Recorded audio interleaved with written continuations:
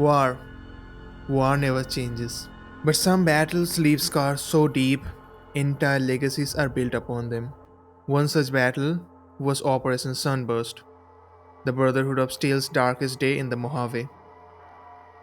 A desperate assault, a last stand, a tragedy. This is the story of how the Brotherhood of Steel lost HELIOS One, and how the flames of war reshaped the future of the Mojave.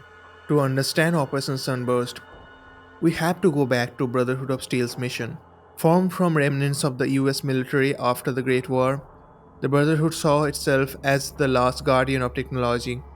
Their belief that advanced technology should be hoarded and protected from wastelanders who might misuse it. Enter HELIOS One, one of the most powerful energy facilities in pre-war world. Built by Poseidon Energy, it held the potential to power entire cities or be turned into a devastating weapon. The Brotherhood, obsessed with securing pre-war tech, took control of this facility, fortifying it as the key strategic asset. But they weren't the only ones with plans for HELIOS One. The rising power of the new California Republic had its eyes set on the solar plant, seeing it as the key to their expansion eastward. By 2076, the NCR was rapidly expanding. President Aaron Kimball and his military strategist saw HELIOS One as a vital power source of their growing settlements. The Brotherhood of Steel, however, refused to negotiate. They weren't interested in sharing. They saw the NCR as a reckless, unworthy of controlling such technology. Tensions escalated, skirmishes broke out, small battles turned into open hostility. Then, in 2077, NCR High Command made the call. If diplomacy wouldn't work, force would. The Brotherhood would either surrender HELIOS One or be wiped out.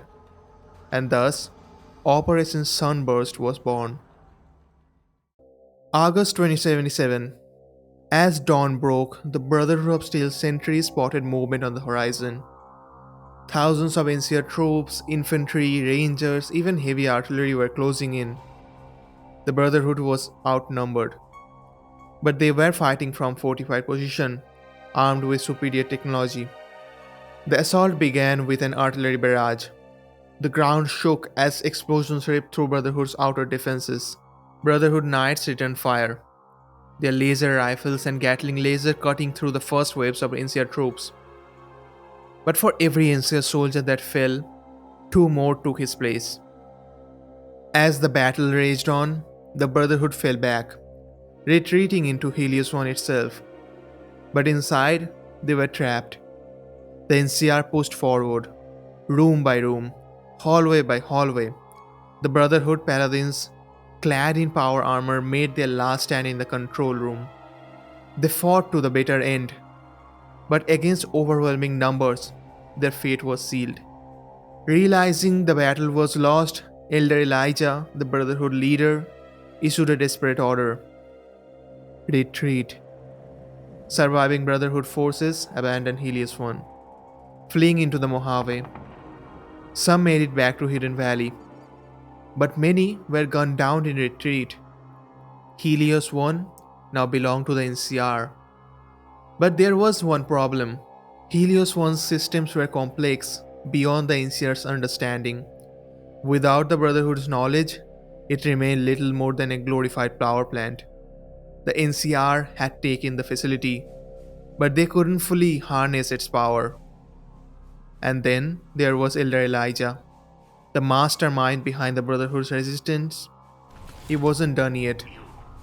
His obsession with pre-war technology would eventually lead him to a place darker than anyone could imagine: the Sierra Madre.